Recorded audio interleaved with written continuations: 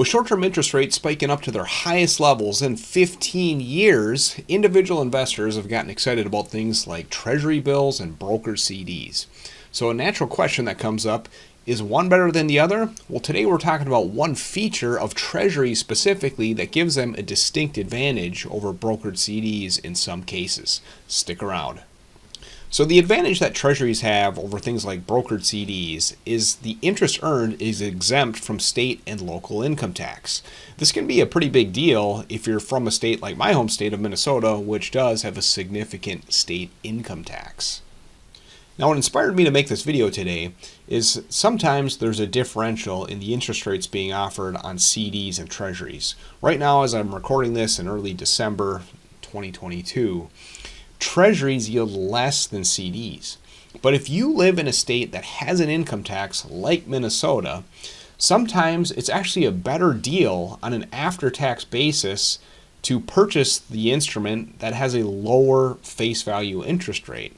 So in other words, if there is a CD yielding X and a Treasury bill earning something a little bit less than that, you can do the math and figure out which one is better. So for example, today is December 9th, 2022. We're looking at Fidelity's fixed income page showing the yields on various securities or investment vehicles. And as you can see, this top row is CDs, also known as brokered CDs. And I want to point your attention to this 2-year issue, which it's showing 4.8%. That's the highest yield being offered. I checked before we started recording here, and you can get a non-callable CD today at 4.7%. And non-callable means the bank cannot call it in before maturity.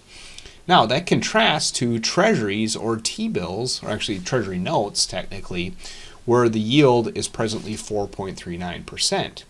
So what I'm going to show you here is, in this case, if you're buying one of these instruments in a non-retirement account, interestingly, it can be a better deal to buy the lower yielding instrument on an after-tax basis.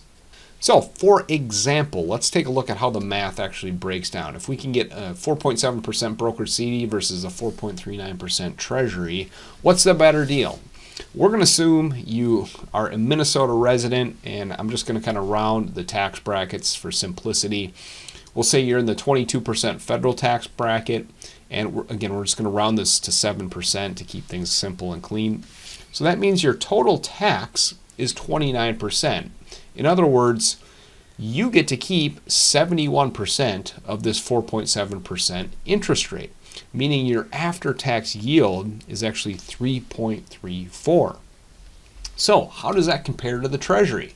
Well, very simple. We still owe our federal income tax, but we're state and local income tax free, which means our keep is 78% of 4.39.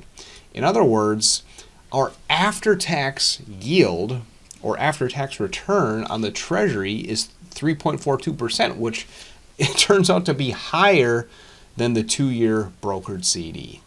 Now, the last thing I want to emphasize is we are talking about this in the context of buying CDs or Treasuries in a non-retirement account. So these are also known as non-qualified accounts or taxable investment accounts.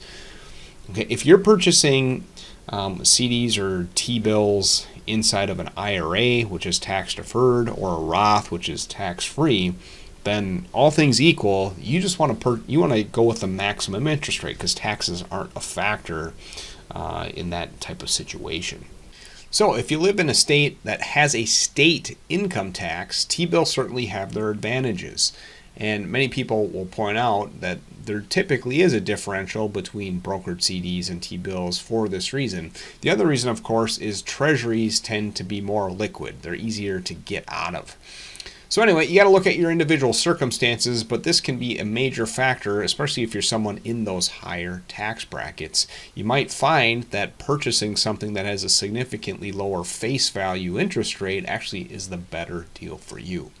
Look, I hope this was helpful today. Give me a thumbs up if it was. Just lets me know you enjoyed the video. And of course, I'd love it if you'd subscribe to the YouTube channel. We'll see you on the next one.